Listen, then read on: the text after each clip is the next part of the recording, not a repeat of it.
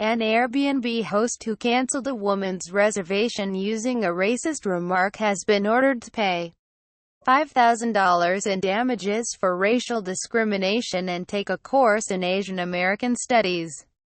Dine Sues, a 26-year-old law clerk, had booked Tammy Barker's mountain cabin in Big Bear, California, for a skiing weekend with friends in February, but Barker canceled the reservation by text message minutes before they arrived, stating, "I wouldn't rent it to you if you were the last person on earth," and one word says it all: Asian. This is the first time an Airbnb host has been penalized for racial discrimination under a landmark agreement between the San Francisco headquartered accommodation marketplace and the California Department of Fair Employment and Housing (DFEH), announced earlier this year. The agreement allows the regulator to test and penalize Airbnb hosts for racial bias.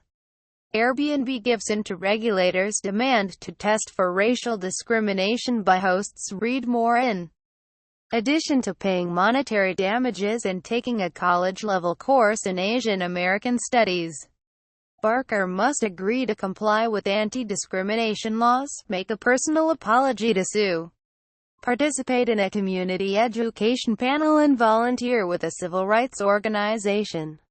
"We were thinking pretty creatively with this agreement," said Kevin Kish, director of DFEH. "The law tends to be backwards-looking, focusing on compensating people for harm. We're interested in remedies that repair harm and transform relationships." Sue booked Barker's place for a long weekend with her fiancé in February 2017, a month in advance, for $250 a night. When Sue later asked if it was okay to bring 2 friends and 2 dogs along, Barker said it was fine, but the group would need to pay an additional $50 a night, according to screenshots of their text messages. On the day of the booking, the foursome drove for hours in the rain and snow to Big Bear, minutes away from the house. Sue texted Barker to let them know they were close and to confirm the cost of the stay. According to Sue, Barker then denied she ever agreed to having 2 extra guests and canceled the reservation, despite Sue sending her screenshots of their earlier agreement.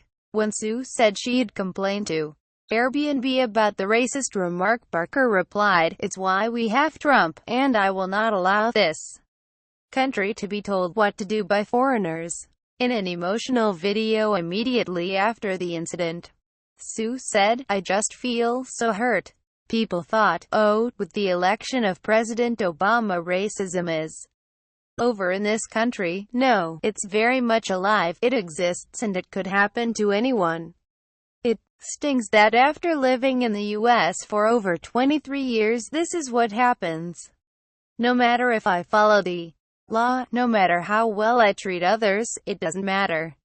If you're Asian, you're less than human and people can treat you like trash."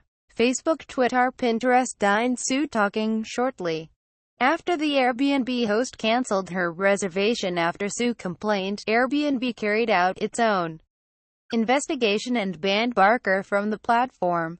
Sue also complained to DFEH, leading to a separate investigation, mediation, and an agreement between the 2 parties, negotiated last week. The idea of making the host attend the Asian American Studies course came out during mediation sessions. A lot of times when we see bias incidents, it involves a lack of understanding of the experiences and histories of a particular group of people, Kish said. This was a creative way to address that core underlying cause of the bias. We want there to be strong anti-discrimination protections and preventions of harm, but we recognize that the world isn't divided into good guys and bad guys. Humans have biases, and we also need to recognize that humans change. Barker's lawyer, Edward Lee, said in a statement that his client was regretful for her impetuous actions and comments, but pleased to have resolved the matter with Sue and the DFEH in a manner that can hopefully bring a positive outcome out of an unfortunate incident.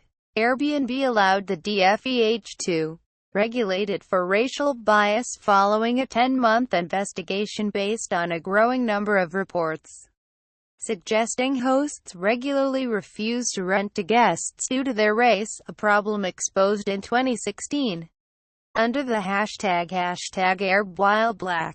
Until that point, Airbnb, like other sharing economy companies including Uber and Instacart, had repeatedly resisted industry regulations, arguing that it was a platform, and not subject to local laws and requirements that apply to similar businesses. Under the agreement, Airbnb allows the government to test for racial discrimination by hosts in California who have been subject to discrimination complaints and have 3 or more listings. The fair housing testing echoes the process DFEH investigators have used in the traditional rental market, where black and white applicants, with otherwise identical backgrounds, are both sent to try and secure a lease from a landlord. With Airbnb, investigators can set up fake accounts and make reservation requests to hosts to see if they are discriminating.